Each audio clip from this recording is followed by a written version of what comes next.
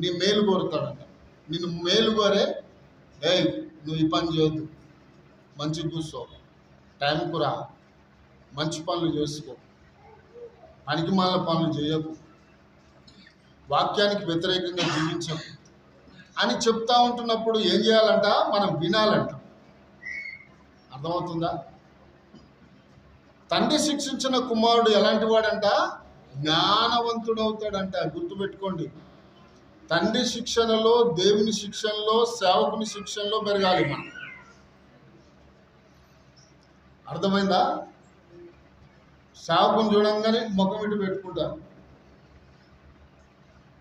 ఇంకా నీ పని అయిపోయినట్టే. ఇందులో పోనీ నిన్ను చూసి సేవకుడు ఇట్లా ముఖం పెట్టుకుంటాడు, ఎవరి పని అయిపోయినట్టు? సేవకుని పని అయిపోయాడు, నీ పని అయిపోయినట్టు.